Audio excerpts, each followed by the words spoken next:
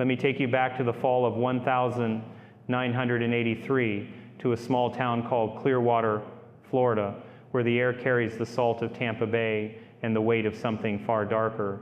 My name is Vincent Lampert, and though I was formally appointed as an exorcist for the Archdiocese of Indianapolis in 2005, this story comes from earlier days when I was called to assist in a case that would mark me forever. It was one of my first encounters with the demonic, and it taught me that evil is not just a concept, it's a force, ancient and cunning, that preys on the vulnerable. This is the story of the Wilson family and their battle with a demon named Beelzebub, a name you might recognize from the Gospel of Matthew 12:24, as the Lord of the Flies, a prince of hell known for destruction and temptation. What happened in Clearwater wasn't just a case, it was a war, and I'm here to tell you how it began. The Wilson family, Robert, 40 years old, a bank clerk with a steady hand and a quiet demeanor.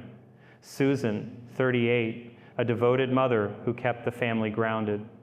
And their daughter, Abigail, a bright one, 6-year-old, with a love for books, had just moved into an old house on the edge of Clearwater near the slow-moving waters of Tampa Bay. The house was a steal, priced far below what you'd expect for a property of its size, sitting on a half-acre lot with moss-draped oaks shading the yard. It had once been a small church, abandoned since the 1952nd, with weathered clapboard walls and a sagging porch that creaked underfoot. The real estate agent mentioned its history briefly, but the Wilsons, practical folks, saw it as a fixer-upper, a chance to start fresh.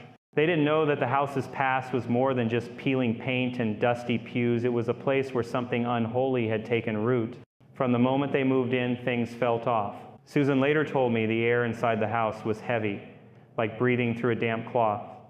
Robert noticed the lights flickered even after he replaced every bulb, but it was Abigail who felt the darkness first. She was a typical teenager, cheerful, a little shy, always carrying a dog-eared copy of Jane Eyre.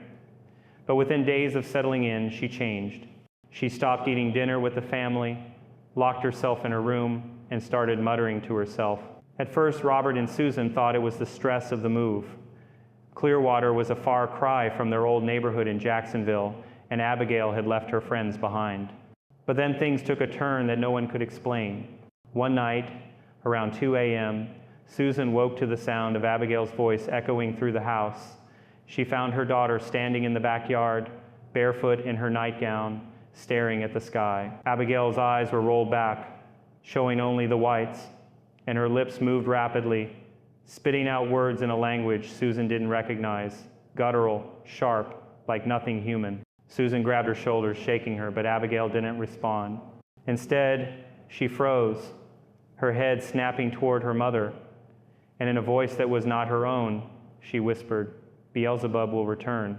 Susan stumbled back, her heart pounding, and ran to wake Robert. By the time they got Abigail back inside, she was trembling, unaware of what had happened, her nightgown soaked with sweat despite the cool 60-degree night. The next morning, they took Abigail to Morton Plant Hospital, about 3 miles away.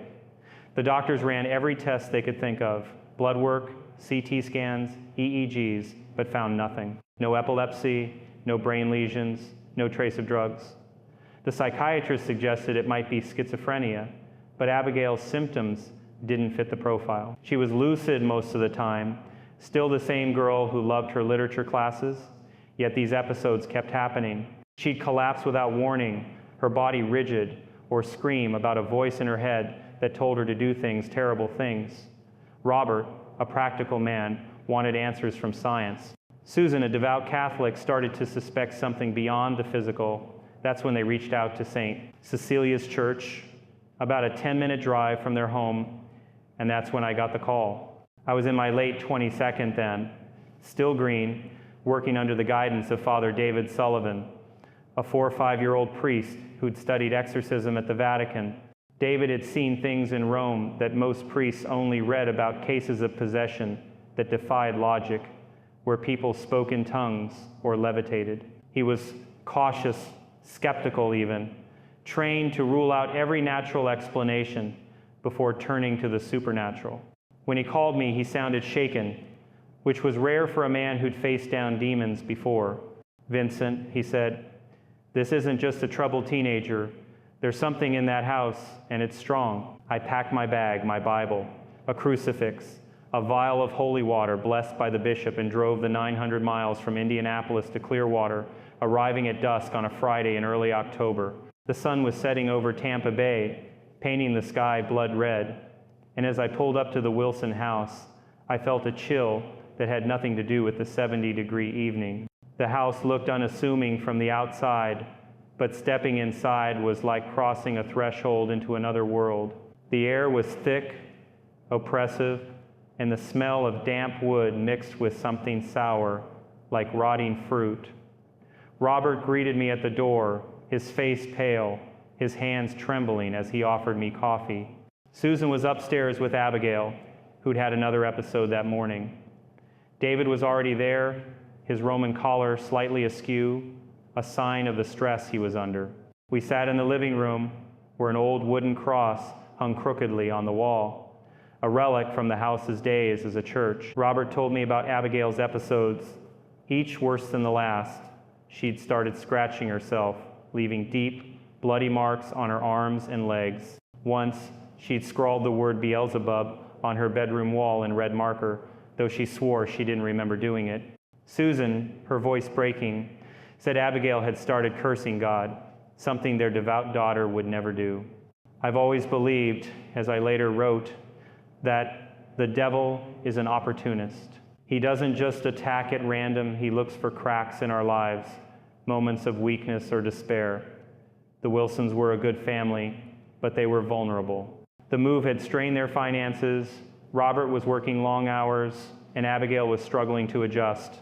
Something had found its way in, and it wasn't just playing with Abigail, it was targeting the whole family. I asked to see her, and Susan led me upstairs to Abigail's room. The door creaked open, revealing a small space cluttered with books and posters of classic novels. Abigail sat on her bed, her knees drawn up, her face pale and gaunt. She looked at me, and for a moment, her eyes were her own, scared, pleading. But then they darkened, and a smile curled her lips, one that didn't belong to a 1-6-year-old girl. "You're too late, priest," she said, her voice low and mocking. "He's already here."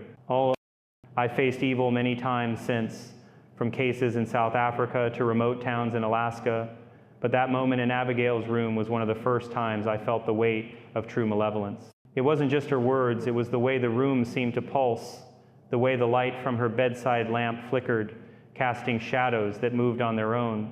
I clutched my crucifix, a simple wooden one given to me by my mentor in Rome, and whispered a prayer to St. Michael. I wasn't ready to call it possession yet. David and I agreed we needed more evidence, but I knew we were dealing with something beyond human.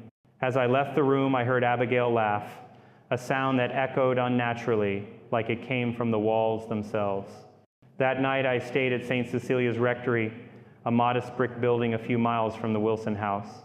David and I pored over the Ritual Romanum, the church's official manual for exorcisms, and discussed the next steps. The church is strict about these things. Exorcism is a last resort, only performed with the bishop's permission after ruling out medical and psychological causes. But David had already contacted the Diocese of St. Petersburg, and they were reviewing the case. In the meantime, he shared a piece of local lore that chilled me.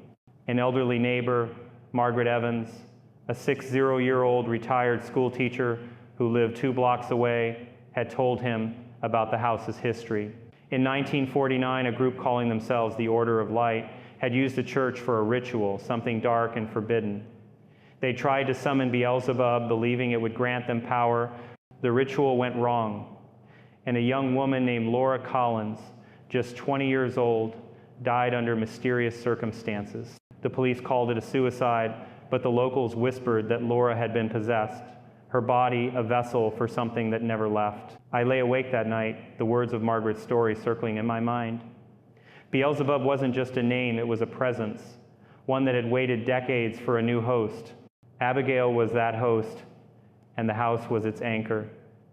As I drifted into an uneasy sleep, I heard a faint tapping at the rectory window, rhythmic, like fingers on glass. When I looked, there was nothing but the dark, but I knew even then that we were being watched. The days following my arrival in Clearwater, Florida, in that fateful October of 1983, were a blur of prayer, fear, and the growing certainty that we were facing something far beyond human understanding. I was still a young priest, barely scratching the surface of what it meant to confront evil in its purest form, but the Wilson family's plight was pulling me into the deep end. Robert Wilson, 40, was unraveling under the strain of his daughter Abigail's condition. Susan, 38, clung to her rosary like a lifeline, her faith shaken but unbroken. And Abigail, just 16, was slipping further away, her body and soul a battleground for a force that called itself Beelzebub. My mentor in Rome, Father Carmine de Philippus, had warned me, "The devil doesn't fight fair, Vincent. He lies, he manipulates, and he waits for you to blink." In Clearwater, I was learning just how true those words were. After that first night, when Abigail's voice had turned cold and mocking, I knew we couldn't wait for the Diocese of St. Petersburg to deliberate. Father David Sullivan, 45, my guide in this case, agreed. He'd seen enough in his Vatican training to recognize the signs of possession, the unnatural strength, the knowledge of things no one could know, the aversion to holy objects. But the Church demands caution, and we needed to be sure. So we began with observation, spending days at the Wilson house, watching Abigail closely. What we saw confirmed our worst fears. The house itself seemed to breathe hostility. The temperature inside was always wrong, swelteringly unbearable, one moment, then icy cold the next, even though the thermostat read a steady 72 degrees. The walls creaked without reason, and once, while I was praying in the living room, a heavy brass candlestick fell from a shelf, missing my head by inches. Robert swore he'd secured it tightly. Susan, her face pale as she recounted the incident, said she'd seen shadows moving in the corners of her vision, shapes that vanished when she turned to look. But it was Abigail who bore the brunt of whatever was in that house. Her episodes were growing more violent. One afternoon, while I was reading from the Gospel of John, she lunged at me, her nails raking across my forearm before Robert pulled her back. Her strength was unnatural for a girl. Her size and her eyes, those dark, empty eyes, held a malice that made my blood run cold. Susan took me aside that day, her hands trembling as she clutched a cup of coffee gone cold. "Father, she's not my daughter anymore," she whispered. I look at her, and it's like something else is looking back. I nodded, placing a hand on her shoulder, and told her what I'd learned in Rome. Possession doesn't erase a person, it imprisons them. Abigail was still in there fighting, and we had to fight for her.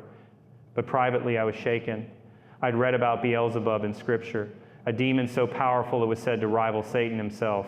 In Matthew 12:24, the Pharisees accused Jesus of casting out demons by Beelzebub's power, a testament to the fear this name inspired. If this was truly Beelzebub, we were up against a prince of hell, and I wasn't sure I was ready. Father David suggested we consult Margaret Evans, the retired school teacher who'd shared the house's dark history. Margaret, 60, lived in a tidy bungalow 2 blocks away, her front yard dotted with azaleas and a small statue of St. Francis. She welcomed us with tea and a nervous smile, her hands fidgeting as she spoke. "I was a girl when it happened," she said, her voice low. Back in 2049, that house was still a church, but not the kind you'd pray in. The Order of Light, they called themselves, a bunch of folks led by Charles Bennett, a big-shot businessman who owned half the docks in Tampa. They thought they could call up something powerful, something to give them control, money, influence, you name it. They picked Beelzebub because of an old book Charles had, some occult nonsense from Europe. But it went wrong. Laura Collins, poor thing, was only 20. They said she killed herself, but I saw her body when they brought it out. Her eyes were wide open, like she'd seen the devil himself. Margaret's story sent a shiver down my spine. She showed us a yellowed newspaper clipping from the Clearwater Sun, dated November 1949. The headline read, "Local woman found dead in abandoned church." The article was vague, calling Laura's death a tragic accident, but Margaret insisted the truth was buried. The town wanted it hushed up, she said. Charles Bennett had money, and money buys silence. But folks around here never forgot. They say Laura's still there, trapped in that house. I thanked Margaret and promised to pray for her. As we left, she grabbed my hand, her grip surprisingly strong. Be careful, Father. Whatever's in that house, it's not done with us yet. Back at the Wilson house, things were escalating. Abigail's episodes were no longer random. They seemed to follow a pattern, growing worse at night, especially around 3 a.m., the hour often called the devil's hour in exorcism lore. One night, as I sat with Robert and Susan in the kitchen, we heard a crash from upstairs. We ran to Abigail's room and found her standing on her bed, her arms outstretched, her head tilted at an impossible angle. The walls were covered in scratches, deep gouges that looked like claw marks, though no one had been in the room. Abigail's voice, when she spoke, was a guttural snarl. You can't save her, priest, she said, though her lips barely moved. She belongs to me now. Susan collapsed, sobbing, and Robert had to carry her downstairs. I stayed, clutching my crucifix, and began the prayer to Street Michael. Abigail screamed, a sound that shook the windows, and for a moment, I swear, I saw her shadow twist on the wall, growing larger, sprouting horns. David and I decided we couldn't wait any longer. We needed to begin the rite of exorcism, even if the bishop's permission was still pending. We called in Sister Elizabeth Harper, a 30-year-old nun from a convent in nearby Largo, known for her courage and deep faith. Elizabeth arrived the next morning, her habit crisp, her eyes steady despite the stories she'd heard. I've prayed with troubled souls before, she said, but never like this. We set up in Abigail's room, placing a crucifix on the nightstand, sprinkling holy water around the perimeter, and opening the Ritual Romanum to the prayers of deliverance. Abigail was restrained gently on her bed with soft straps, a precaution David insisted on after her attack on me. As we began, the air grew heavy, and the temperature plummeted to what felt like 50 degrees. Abigail's body arched, her back bending at an angle no human spine could sustain, and she laughed a chilling, mocking sound that seemed to come from everywhere and nowhere. Vincent, she said, her voice dripping with venom, you think your prayers can stop me? I've walked this earth since the days of Canaan. I froze. No one in Clearwater knew my first name. I'd been introduced as Father Lampert. This was a classic sign of possession, knowledge of things hidden. David, his voice steady, continued the prayers, commanding the demon to reveal its name. Beelzebub, it hissed, and the room shook, books tumbling from shelves, the crucifix rattling on the nightstand. Elizabeth, her face pale but resolute, held up a rosary and began reciting the Hail Mary. Abigail's head snapped toward her, and she spat, the saliva landing on Elizabeth's habit, sizzling like acid on cloth. I'd seen this before in Rome, a physical reaction to holy objects, but never with such intensity. The demon wasn't just toying with us, it was testing our resolve. I remembered Father Carmine's words, the devil wants you to doubt, to fear. Don't give him that power. I stepped forward, holding my crucifix high, and spoke directly to Abigail, not the thing inside her. Abigail, you are a child of God. Fight this. We're here with you. For a fleeting moment, her eyes softened, and I saw the real Abigail, terrified and trapped. But then the demon took over again, and she screamed, "She's mine, priest. You'll all burn." The room erupted in chaos. Drawers slammed open. A mirror cracked down the middle, and a gust of wind tore through the window, though it was closed tight. Elizabeth stumbled, a shard of glass from the mirror grazing her cheek, drawing blood. David grabbed her, pulling her to safety, and we ended the session, exhausted but determined. That night, back at St. Cecilia's rectory, I couldn't sleep. The demon's words echoed in my head, and I felt the weight of my own inexperience. I trained for this, but training and reality are two different things. I knelt before the small altar in my room, praying for strength, for Abigail, for her family. I thought of Laura Collins, the young woman who died in 1949, and wondered if her soul was still bound to that house, a pawn in Beelzebub's game. The next day, David and I planned to dig deeper into the house's history, hoping to find a clue to break the demon's hold. But I knew one thing for certain. This was only the beginning, and the real battle was yet to come. The events in the Wilson house in Clearwater, Florida, during that October of 1983 were escalating faster than any of us could have anticipated. The air in that old, abandoned church turned home was thick with an unseen presence, and Abigail Wilson, only 16, was slipping further into the grip of something ancient and malevolent. Father David Sullivan, Sister Elizabeth Harper, and I had faced Beelzebub in our first attempt at the rite of exorcism, and though we'd held our ground, the demon's power was undeniable. Its taunts, its unnatural displays, and the chaos it unleashed in Abigail's room left us shaken but resolute. I'd learned in Rome that evil thrives on fear and doubt, and I was determined not to give it that edge. But to fight this battle, we needed more than prayers. We needed to understand the roots of the darkness that had taken hold of the house. The morning after our first exorcism attempt, I sat with Father David in the rectory of St. Cecilia's Church, about 3 miles from the Wilson house. The Florida sun streamed through the windows, but it did little to warm the chill in my bones. David, his face lined with exhaustion, sipped black coffee and spread out a stack of papers on the table. "Vincent," he said, his voice low, "this isn't just about Abigail. That house has a history, and we need to know it. If Beelzebub is tied to this place, we need to know why." I nodded, clutching the small wooden crucifix I always carried, a gift from my mentor, Father Carmine de Philippus. David's words echoed what I'd been taught.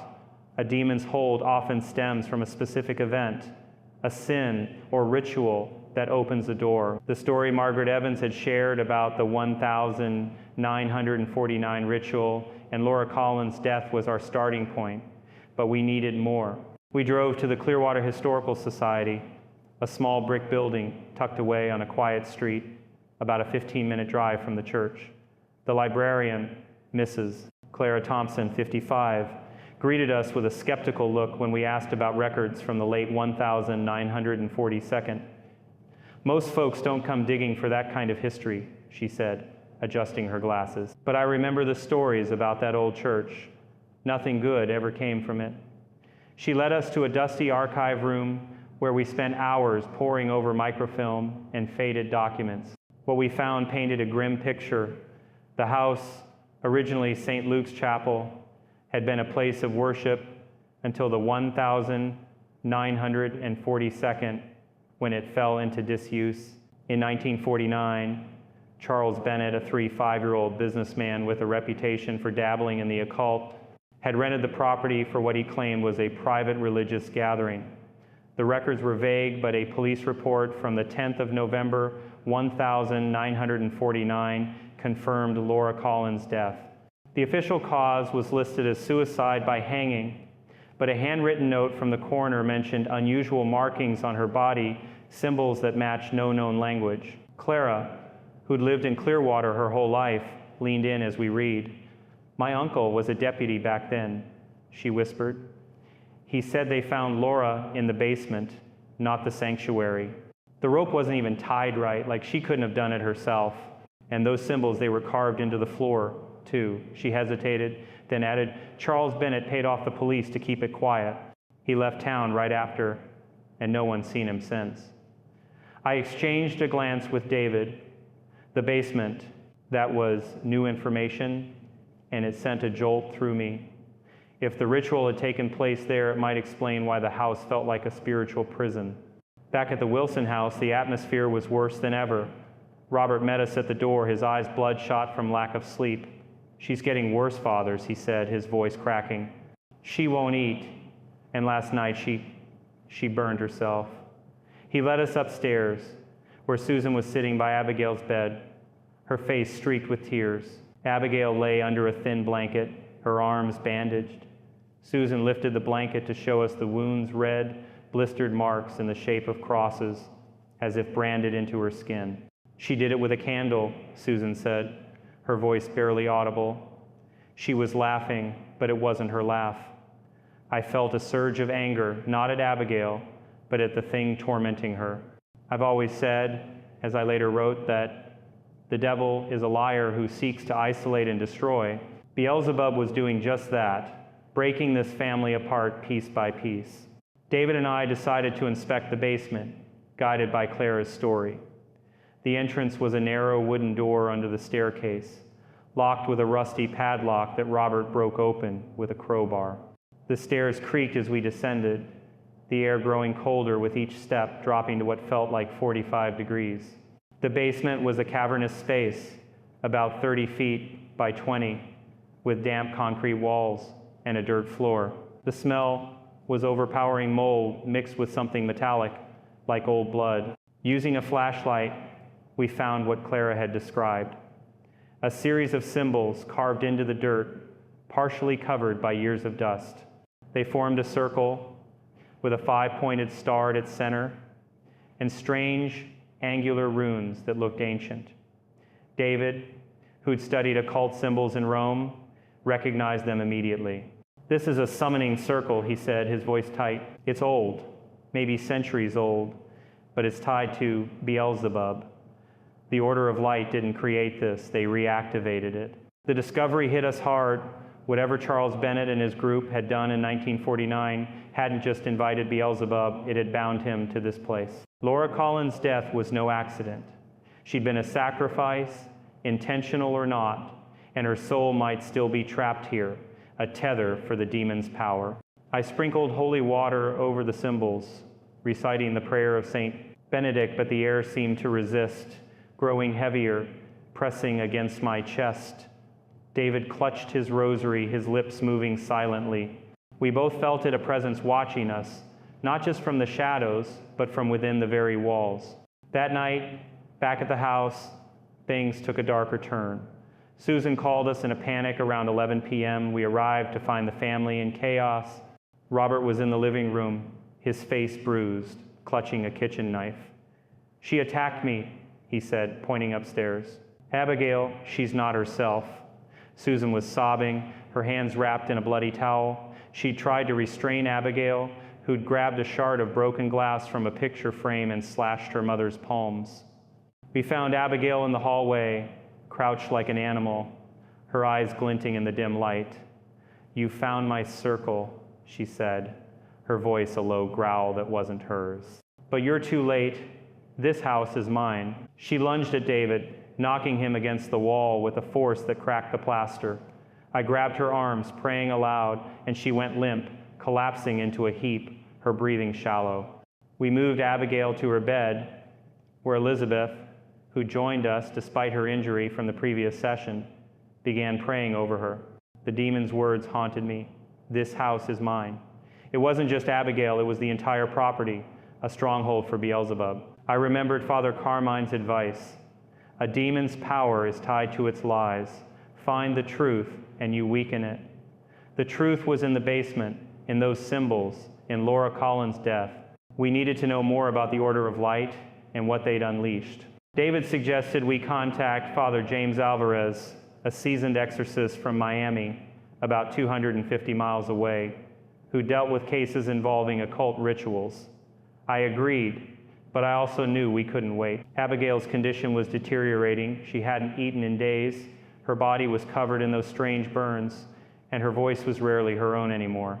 Before we left for the night, I placed a blessed medal of St. Michael under Abigail's pillow, hoping it would offer some protection.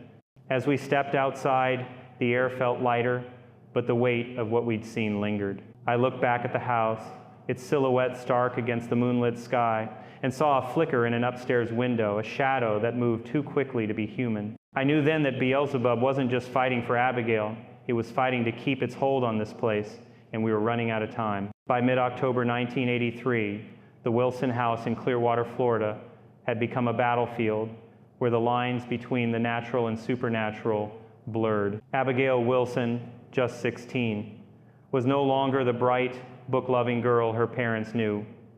She was a vessel for Beelzebub, a demon whose name carried the weight of centuries of evil. Father David Sullivan, Sister Elizabeth Harper, and I had uncovered the house's dark past, a 1,949 occult ritual gone wrong, leaving Laura Collins dead and a summoning circle etched into the basement floor. Each step we took toward understanding this evil seemed to provoke it further, and the demon was not content to stay confined to Abigail. It was playing a game, one designed to break us all, and I was learning just how cunning a prince of hell could be. After the violent night when Abigail attacked her parents, we knew we couldn't delay. Father David and I had sent an urgent request to the Diocese of St. Petersburg for permission to perform a full exorcism, but the wheels of the church moved slowly, and we were still waiting. In the meantime, we focused on protecting the family and gathering more information about the Order of Light, the group responsible for inviting Beelzebub into this world. Abigail's condition was deteriorating rapidly. Her body was frail, her skin marked with cross-shaped burns, and her voice now rarely sounded human. Susan, 38, was a shell of herself, her hands bandaged from the glass shard attack, her eyes haunted by the fear that she was losing her daughter. Robert, 40, was consumed by guilt, blaming himself for moving his family into what he now called that cursed house. I've always said, as I later wrote, that the devil thrives on division. Beelzebub wasn't just tormenting Abigail, it was tearing the Wilsons apart, sowing doubt and despair. One evening, as we gathered in the living room to pray, Robert snapped at Susan, accusing her of hiding something about Abigail's behavior before the move. "You knew she was struggling," he shouted, his voice raw.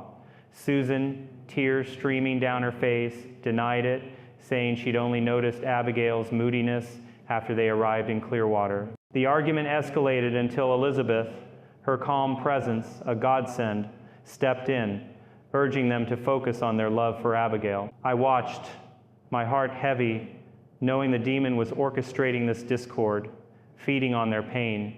Determined to weaken Beelzebub's hold, David and I decided to return to the basement, where the summoning circle lay like a scar on the earth. We brought Father James Alvarez, a 50-year-old exorcist from Miami, who'd arrived that morning after a 4-hour drive. James was a towering figure, his face weathered from years of battling the demonic, his voice steady as he recounted cases from Haiti to New Orleans.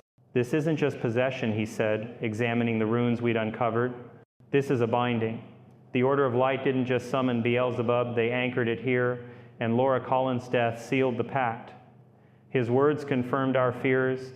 The house itself was a conduit, and Abigail was merely the latest victim. We descended into the basement again, this time armed with holy water, blessed salt, and a relic of St. Benedict, a small fragment of bone encased in silver.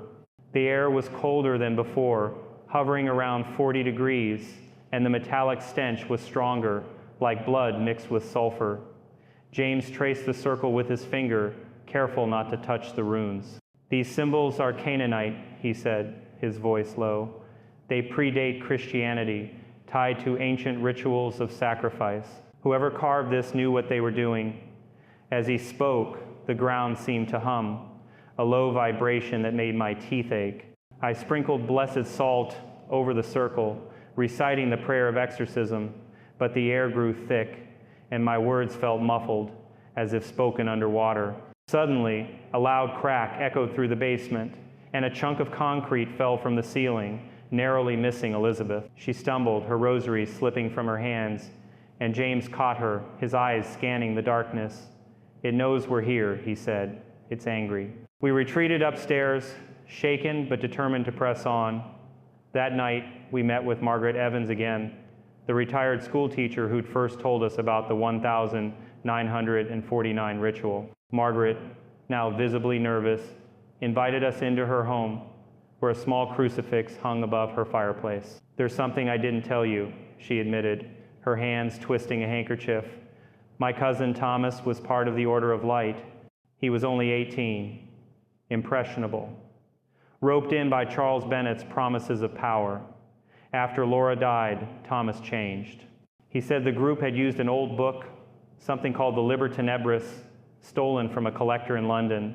It had instructions for summoning Beelzebub, but it also warned that the ritual required a life to complete. Thomas swore they didn't mean to kill Laura. She volunteered to be the vessel, but something went wrong. She started screaming, clawing at her face, and then she was gone."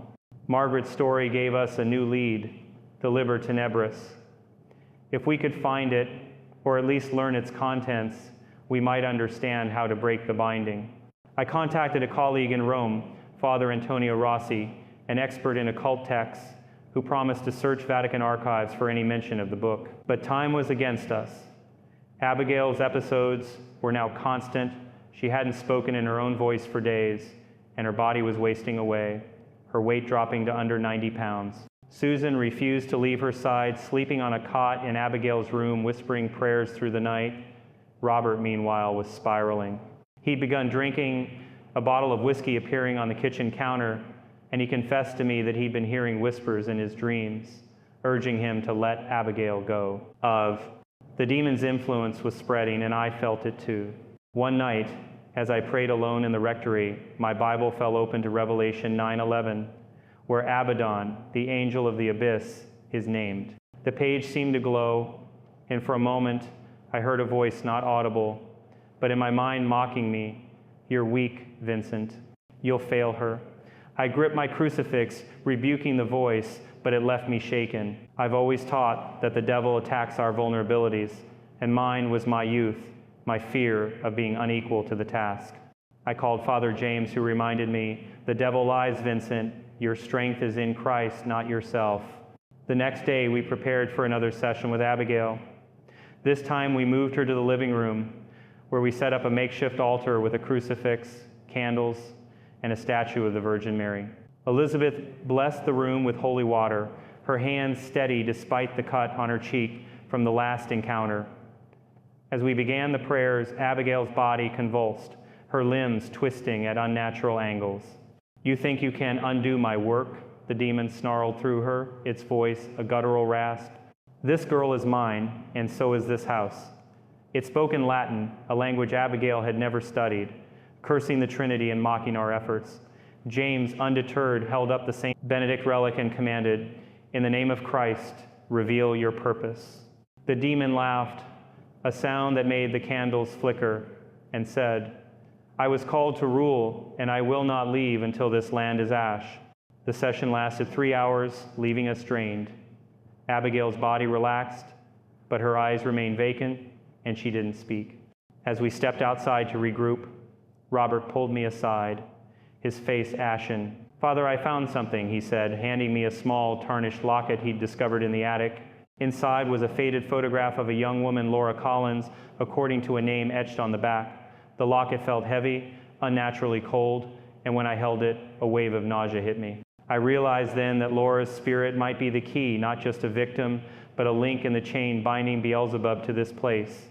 We needed to free her, and Abigail, before the demon's game claimed them all. The air in Clearwater, Florida, grew heavier as October 1983 wore on, each day pulling us deeper into the spiritual war that gripped the Wilson house. Abigail Wilson, only 16, was fading before our eyes, her body ravaged by the demon Beelzebub, a malevolent force that had claimed this place decades before. Father David Sullivan, Sister Elizabeth Harper, Father James Alvarez, and I were fighting not just for Abigail, but against a darkness rooted in a 1949 ritual that had left Laura Collins dead and the house cursed. The discovery of Laura's locket, cold and heavy with an unnatural weight, confirmed our suspicion her soul was trapped, a linchpin in Beelzebub's hold over the property. As I've always said, the devil is a master manipulator, weaving lies to bind souls. We were now in a race to unravel those lies before Abigail and her family were lost forever. The locket was a chilling clue, but it also gave us hope. If Laura's spirit was indeed bound to the house, freeing her might weaken Beelzebub's grip. Father James, with his decades of experience, suggested a dual approach. Continue the exorcism to protect Abigail while performing a blessing to release Laura's soul. But the demon was watching, and it wasn't about to let us proceed unopposed. That night, after Robert handed me the locket, the house seemed to come alive with malice. The lights flickered violently, plunging us into darkness for seconds at a time, and a low, guttural hum emanated from the walls, like the growl of a beast. Susan, 38, clutched her bandaged hands, her eyes darting to the ceiling where footsteps echoed, though no one was upstairs. Robert, 40, stood frozen, the whiskey bottle he'd been leaning on now empty on the kitchen counter. "It's punishing us," he whispered, his voice hoarse, "because I found that locket." I held the locket tightly, praying over it, but it burned my palm, not with heat, but with a cold so intense it felt like frostbite. I dropped it onto the table, where it landed with a thud heavier than its size should allow. Father James examined it, his face grim. "This is no ordinary object," he said. "It's a relic of the ritual, a tether for Laura's soul. We need to consecrate it, but we must be careful Beelzebub will fight to keep it." We decided to take the locket to St. Cecilia's Church, 3 miles away, to perform a blessing under the protection of sacred ground, but getting it out of the house proved to be a battle in itself. As we prepared to leave, Abigail's screams tore through the house. We rushed to her room, where she was thrashing against the straps we'd used to keep her safe. Her eyes were black, not just the pupils, but the entire sockets, and her voice was a cacophony of tones, some high and shrieking, others deep and guttural. "You think you can take her from me?" The demon roared, its words shaking the room. "Laura is mine, and so is this child." Abigail's body lifted off the bed, hovering a foot in the air, her limbs contorted like a marionette's. Susan collapsed, sobbing, and Robert lunged to grab his daughter, only to be thrown back by an unseen force, his head slamming against the wall. Elizabeth, her face pale but resolute, began reciting the litany of the saints, her voice steady despite the chaos. I joined her, holding my crucifix aloft, and commanded, "In the name of Jesus Christ, release this girl." Abigail's body dropped, but the demon laughed, a sound that seemed to crawl inside my skull. We managed to stabilize Abigail, but the incident left us rattled. James insisted we take the locket to the church immediately before the demon could escalate further. We wrapped it in a cloth, blessed by the bishop, and drove to St. Cecilia's, the 3-mile trip feeling like an eternity. The night was clear, the temperature a mild 65 degrees, but the air inside the car was stifling, as if the locket itself was radiating malice. At the church, we placed it on the altar surrounded by candles and a relic of St. John Vianney. James led the blessing, sprinkling holy water and reciting prayers of liberation. For a moment, I thought I saw a faint glow around the locket, but then a gust of wind tore through the sanctuary, extinguishing the candles. The locket vibrated, skittering across the altar, and a voice, not Abigail's, but a woman's, whispered, "Help me." It was Laura, I was certain, her soul crying out from the prison Beelzebub had crafted. Back at the house, the situation grew dire. Abigail's condition had worsened. She was now catatonic, her body limp, her breathing shallow. Susan refused to leave her side, her prayers a constant murmur, while Robert's despair deepened. He confessed to me that he tried to contact Laura using a makeshift Ouija board he'd fashioned from a piece of cardboard, hoping to bargain with the demon. "I just wanted my daughter back," he said, tears streaming down his face. I understood his desperation, but his actions had only strengthened Beelzebub. "The devil preys on our weakness," I told him, echoing my training. "You've opened a door, Robert, but we can close it with faith." I urged him to confess his sins, which he did, sobbing as he knelt in the living room, the weight of his mistake crushing him. Father David, meanwhile, received a response from Father Antonio Rossi in Rome about the Liber Tenebris. Antonio had found references to it in a 17th century Vatican archive, describing it as a grimoire written by a defrocked priest who'd studied Canaanite rituals. The book detailed a summoning rite for Beelzebub, requiring a blood sacrifice to bind the demon to a physical location. Laura's death, whether intentional or not, had fulfilled that requirement, and the locket was likely the focal point, a vessel for her soul. Antonio warned that destroying the locket without first breaking the ritual's binding could trap Laura's soul forever, or worse, unleash Beelzebub fully into the world. We needed to perform a specific rite, the Oratio Sancti Cipriani, to sever the connection, but it required the bishop's approval and a consecrated space. The Diocese of St. Petersburg finally responded, granting permission for the full rite of exorcism, but cautioning us to proceed with utmost care. Bishop Thomas Larkin, a stern but devout man, sent a letter emphasizing the need for spiritual preparation. "You are not fighting a mere spirit," he wrote, "but a prince of hell. Trust in God's power, not your own." We planned the next session for the following night, the 29th of October, in the Wilson House's basement. where the summoning circle lay. James believed the basement was the heart of Beelzebub's power, and confronting it there was our best chance to weaken it, but the demon was ready for us. That evening, as we gathered our supplies, holy water, blessed salt, the St. Benedict relic, and the Ritual Romanum, the house, seemed to pulse with hostility. The temperature dropped to 50 degrees, and the smell of sulfur was so strong it made Elizabeth gag.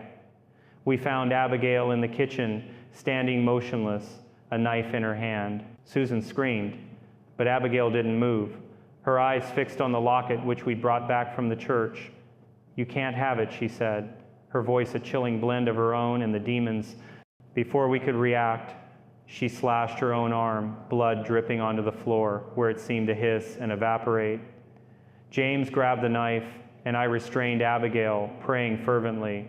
Her strength was fading, but the demon's was not. As we carried her to her bed, I noticed something new.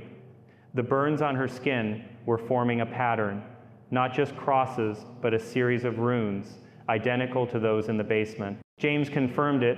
They were part of the summoning circle, branded onto Abigail as a claim. The demon was marking her, asserting its dominance. I felt a surge of anger, not at Abigail, but at the evil that dared to defile a child of God. "We're not done yet," I told David and Elizabeth, my voice firm despite the fear gnawing at me. "Tomorrow, we fight in the basement, and we fight for both Abigail and Laura." As we left the house, the moon hung low over Tampa Bay, casting an eerie glow, and I knew the demon was waiting, ready to test our faith to its breaking point. As October 1983 drew to a close in Clearwater, Florida, the Wilson house had become a crucible where faith and evil clashed with unrelenting ferocity. Abigail Wilson, only 16, was barely clinging to life, her body marked with demonic runes and her soul trapped in a struggle with Beelzebub, a prince of hell whose presence had haunted this former church since a botched ritual in 1949. The discovery of Laura Collins' locket and the summoning circle in the basement had given us a glimpse into the demon's anchor, but it also unleashed a fury that tested us all. Father David Sullivan, Sister Elizabeth Harper, Father James Alvarez, and me. I've always taught that the devil is a coward who flees before the power of Christ, but in that house, Beelzebub was no coward. It was a predator, and we were walking into its lair. The night of the 29th of October, 1983, was chosen for our next move, a major exorcism in the basement, where the ancient runes carved into the dirt floor pulsed with malevolent energy. The Diocese of St. Petersburg had granted permission, and Bishop Thomas Larkin had sent a stern directive: confront the evil with the full authority of the Church, but guard your souls. Father James, with his decades of experience, insisted we prepare thoroughly. We fasted all day, praying the rosary in the divine office, fortifying ourselves with the sacraments.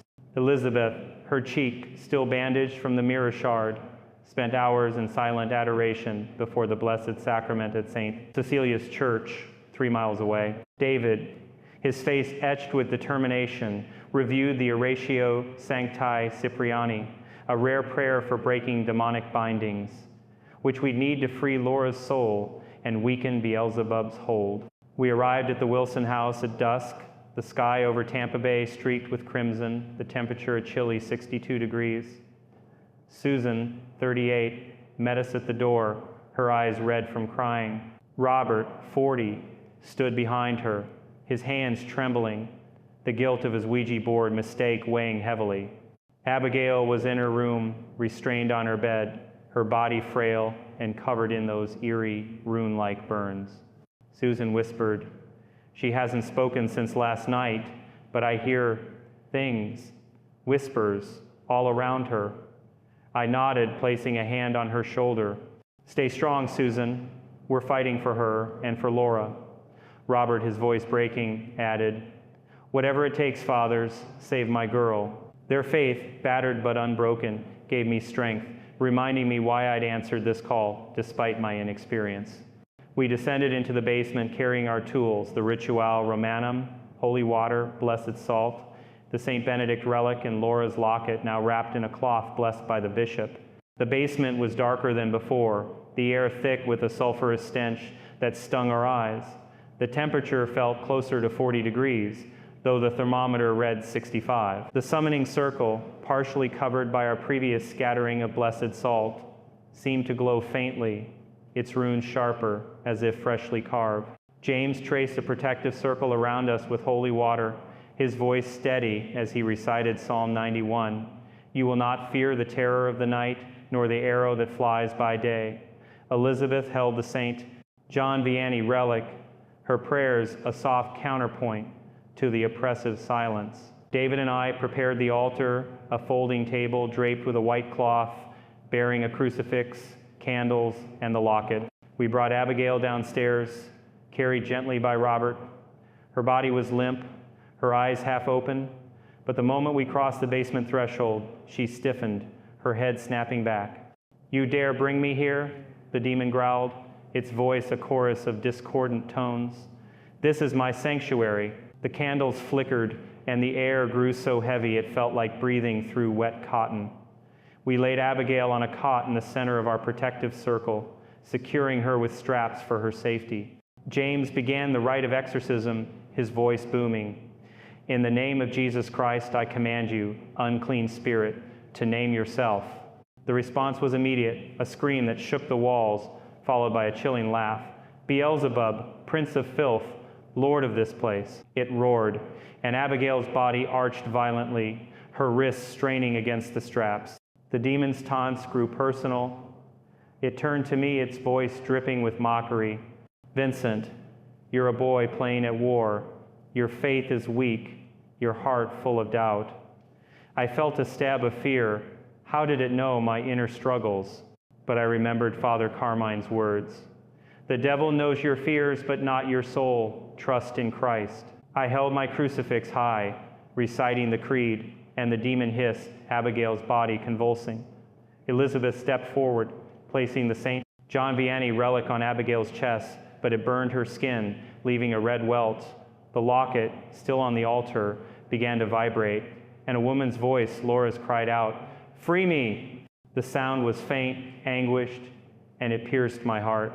James shifted to the Oratio Sancti Cypriani, his voice steady as he invoked the power of St. Cyprian to break the demonic binding. The runes on the floor glowed brighter, and a wind howled through the basement, though no windows were open. Objects began to move. Old crates in the corner slid across the floor, and a rusty pipe overhead groaned, spraying water. Elizabeth, undeterred, sprinkled holy water, her prayers unwavering. But then Abigail's body lifted off the cot, hovering 2 feet in the air, her eyes black as pitch. You cannot break what was sealed in blood, Beelzebub snarled. Laura gave herself to me, and this girl will too.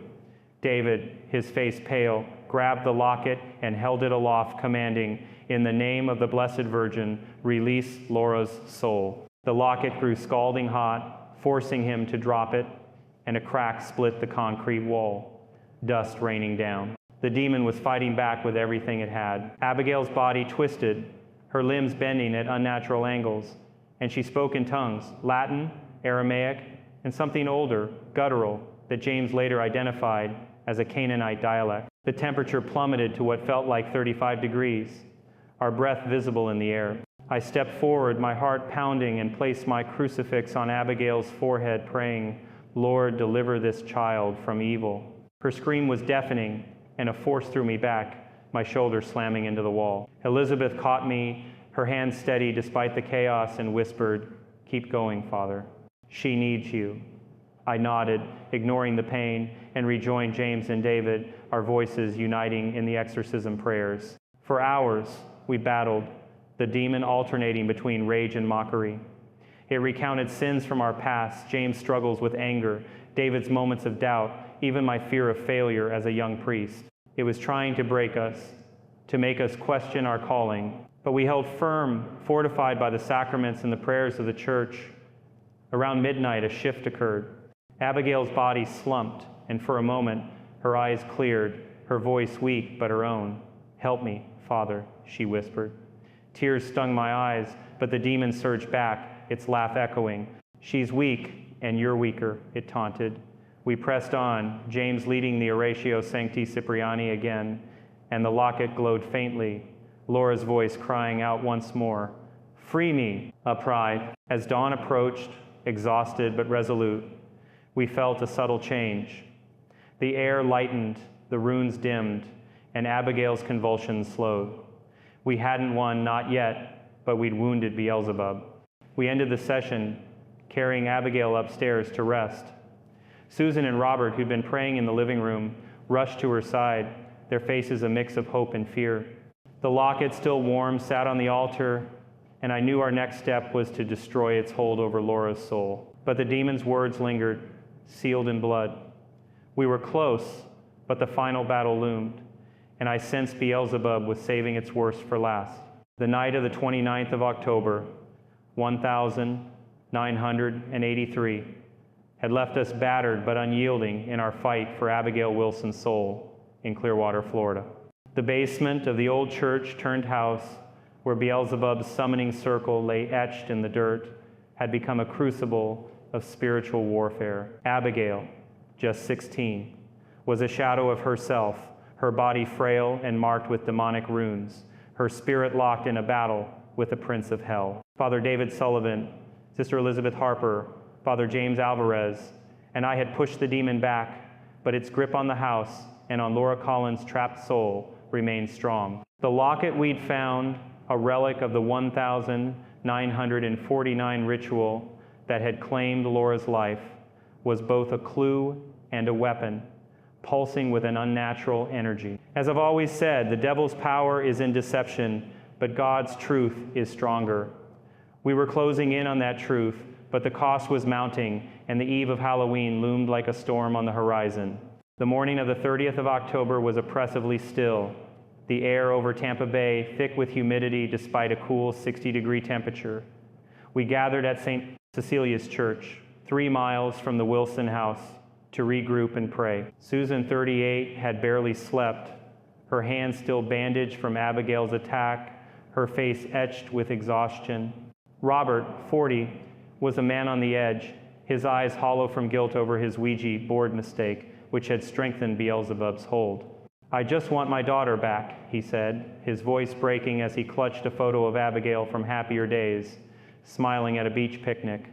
Their pain fueled our resolve, but I felt the weight of my own limitations. I was young, still learning the ropes of exorcism under Father James's guidance, and Beelzebub's taunts about my doubts lingered in my mind. Yet, as Father Carmine had taught me in Rome, faith is not the absence of fear, it's the courage to act despite it. Father James, his wrist bandaged from Abigail's unnatural strength, laid out our plan. The Oratio Sancti Cipriani had weakened the demon's hold on the locket, but to free Laura's soul and break Beelzebub's anchor to the house, we needed to perform a dual rite. A full exorcism for Abigail and a liberation prayer for Laura centered on the locket. The basement, with its cursed runes, was the key battleground, but James warned that Beelzebub would fight hardest there. "This demon's been here for decades," he said, his voice steady but grave. "It's not just possessing Abigail, it's claiming this land. We need to be ready for anything." Elizabeth, her cheeks still scarred from the mirror shard, nodded, her rosary clutched tightly. David, ever the scholar, had received a fax from Father Antonio Rossi in Rome, confirming the Liber Tenebris required a specific act to break the binding. The locket had to be destroyed in a consecrated fire. Blessed by a priest while invoking St. Cyprian and St. Michael, we spent the day preparing, fortifying ourselves with confession and the Eucharist at St. Cecilia's. The church, with its stained glass windows casting colored light on the pews, felt like a sanctuary, a stark contrast to the Wilson house's oppressive darkness. Elizabeth led us in a rosary for Abigail's protection, her voice calm but fierce, a reminder of why nuns are often the unsung warriors in spiritual battles. I called Margaret Evans, the 60-year-old retired school teacher who'd shared the house's history, to ask about any surviving members of the Order of Light. She hesitated, then revealed that her cousin Thomas, now 52, was still alive, living as a recluse in a trailer park 10 miles away in Largo. "He's never been the same since 2049, she said. "He might know something about that book or the ritual." We decided to visit him, hoping for answers that could tip the scales. Thomas Evans lived in a rusted trailer surrounded by overgrown palmettos, the air thick with the scent of marsh and decay. He was a wiry man, his face lined with years of regret, his hands trembling as he invited us inside. The trailer was cluttered with old newspapers and religious pamphlets, a crucifix nailed crookedly above the door. "I knew you'd come eventually," he said, his voice barely above a whisper. "That house, it's cursed because of us." Thomas recounted the 1,949 ritual, his eyes distant. Charles Bennett, the charismatic leader of the Order of Light, had convinced the group, mostly young, impressionable locals, that summoning Beelzebub would grant them power. Laura Collins, a devout but naive 0-year-old, had volunteered as the vessel, believing it was a spiritual act. "We used the Liber Tenebris," Thomas said. Charles said it was our key to glory. But Laura started screaming, her body twisting, blood running from her eyes. We tried to stop it, but the circle it glowed, and she was gone. He pointed to a scar on his hand, a jagged rune. "We all got these." Charles said it marked us as chosen, but I think it marked us as damned. Thomas's story confirmed the locket's role. Laura had worn it during the ritual, and her death had bound her soul to it, anchoring Beelzebub to the house. He didn't know where the Liber Tenebris was. Charles had vanished with it, but he gave us a sketch of the rune on his hand, matching those on Abigail's skin. "Burn the locket," he urged. "It's the only way to free her." As we left, Thomas grabbed my arm, his grip desperate. "Pray for me, Father. I hear it sometimes, at night. It never left." His words haunted me, a reminder that the demon's reach extended beyond the Wilson family. Back at the house, we found Abigail in a state of eerie calm, her eyes vacant, her body still. Susan reported that she'd stopped convulsing, but the runes on her skin were darker, almost black, spreading like a disease. Robert, desperate, had taken to burning sage, a folk remedy he'd read about, but it only made the air smell fouler, like charred flesh. I gently told him to stop. Such practices could invite more spiritual chaos. Instead, we blessed the house again, sprinkling holy water and praying Psalm 23. But the demon was waiting. As we finished, a loud crash came from the attic. Robert led us up a narrow staircase to a dusty space filled with old furniture and cobwebs. There, scrawled on the floorboards in what looked like ash, was the phrase "Ego Sum Rex," Latin for "I am king." Beelzebub was asserting its dominion, mocking our efforts. That night, we held a vigil in the living room, preparing for the Halloween exorcism. The house grew colder, the temperature dropping to 55 degrees despite the furnace running. Strange noises echoed, scratching in the walls, whispers that seemed to come from the floor. Susan clutched her rosary, her lips moving silently, while Robert paced, muttering apologies to Abigail under his breath. Elizabeth, ever steadfast, led us in singing Salve Regina, her voice a beacon in the darkness. But around 2 a.m., the atmosphere shifted. The lights went out, plunging us into blackness, and a voice not Abigail's, but Laura's filled the room. "Why did you leave me?" It wailed, a sound of pure anguish. Susan screamed, and Robert dropped to his knees, sobbing. I grabbed the locket, now burning hot even through the blessed cloth, and prayed, "Lord, protect us from the snares of the evil one." The voice faded, but the message was clear. Beelzebub was using Laura's pain to torment us. As dawn broke, we finalized our plan for the Halloween rite. We would return to the basement, destroy the locket in a consecrated fire, and perform the exorcism simultaneously. James warned that Beelzebub would fight hardest on Halloween, a night when spiritual barriers are thin. "It will throw everything at us," he said, his eyes steely. "But we have the church, the saints, and Christ himself." I nodded, clutching my crucifix, and prayed for Abigail, for Laura, and for the strength to face what was coming. The house loomed before us, its windows dark, its presence almost alive. I knew we were walking into the heart of the demon's power, and the battle ahead would demand everything we had. The eve of Halloween 1983 had left us on edge, the Wilson house in Clearwater, Florida, pulsing with a malevolence that seemed to seep from its very walls. Abigail Wilson, only 16, was a frail shell, her body scarred with demonic runes, her soul locked in a desperate struggle with Beelzebub, a prince of hell whose presence had been anchored to this former church by a 1949 ritual gone horribly wrong. The locket of Laura Collins, the young woman who died in that ritual, was the key to breaking the demon's hold, but our attempts to weaken it had only provoked its wrath. Father David Sullivan, Sister Elizabeth Harper, Father James Alvarez, and I were preparing for what we knew would be our final stand, a dual rite on Halloween night to exorcise Abigail and free Laura's soul.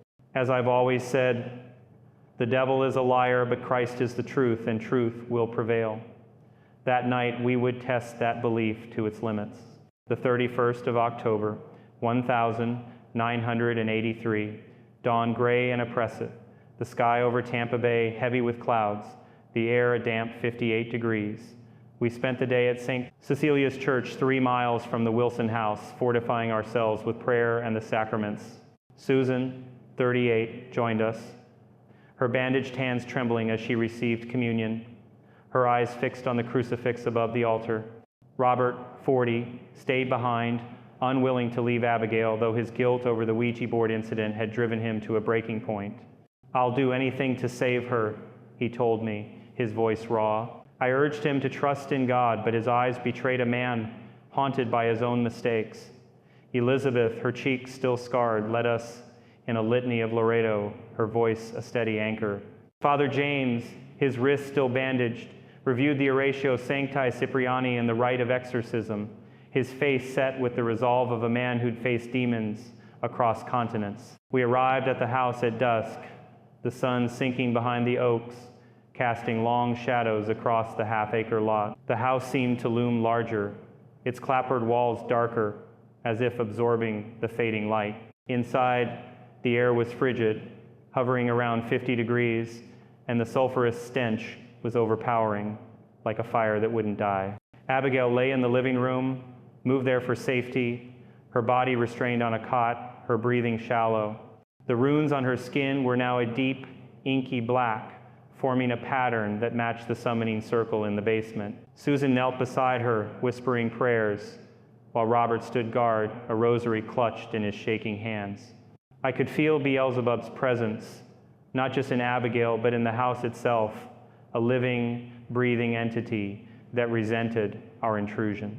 We descended to the basement, carrying our sacred tools, the Ritual Romanum, holy water, blessed salt, the St. Benedict and St. John Vianney relics, and Laura's locket, now wrapped in a consecrated cloth. Father James had prepared a small brazier for the consecrated fire, fueled by olive wood, blessed by Bishop Larkin.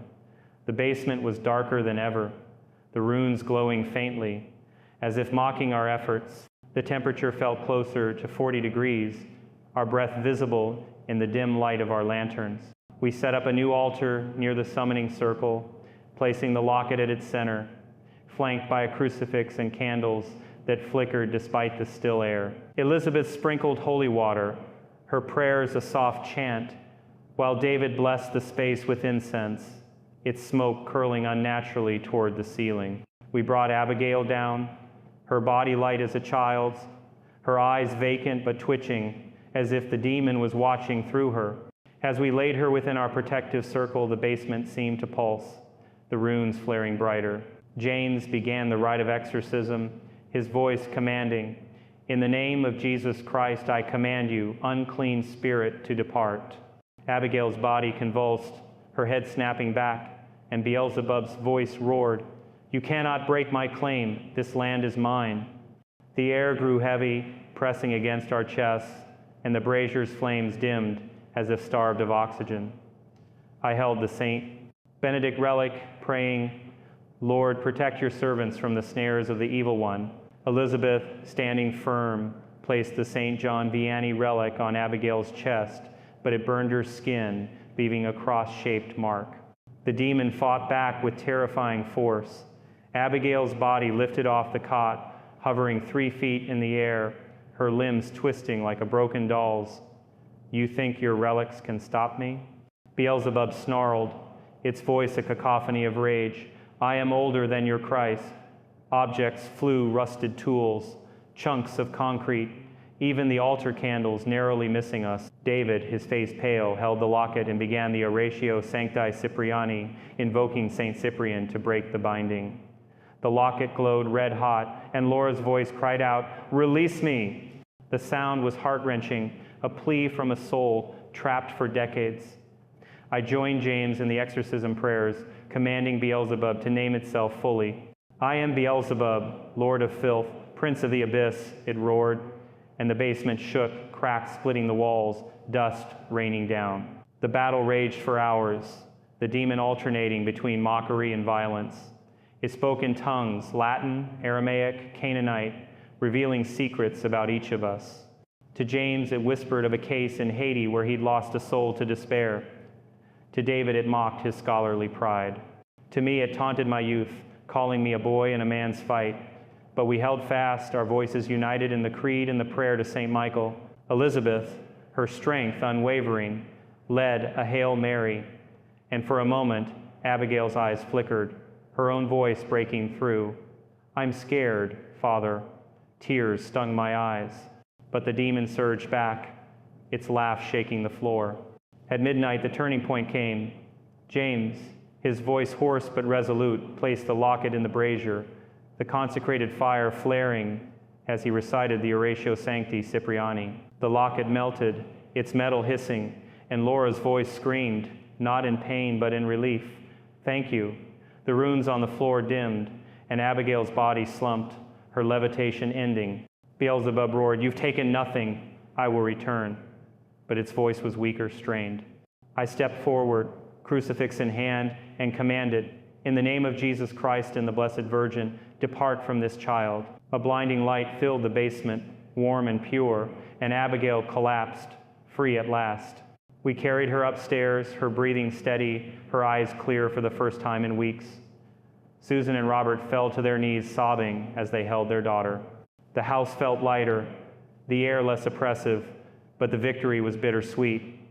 Abigail was alive, but her body and mind were scarred, the runes fading but leaving faint marks. The locket was gone, Laura's soul presumably freed, but the basement's runes remained, a reminder of the evil that had lingered. We blessed the house one final time, but I knew the battle had taken its toll. Susan, shattered by the ordeal, would later leave Robert, unable to bear the memories. Robert moved Abigail to Tampa for treatment, her recovery slow and painful. James, his wrist permanently damaged, retired from exorcism soon after. As we left the house at dawn, the sky was clear, the temperature rising to 65 degrees, but I felt no triumph, only a weary gratitude for God's grace. The house was torn down in 1985, but locals still spoke of strange lights near the river, whispers of Laura's ghost. Years later, in 2010, a group of teenagers found a charred cross in the lot etched with Beelzebub regnat. I faced many demons since, from South Africa to Alaska, but Clearwater taught me a truth I carry always. The devil never sleeps, but God's light never fades. Whether Beelzebub truly left or merely waits, I leave to God's judgment, but I pray we never meet again.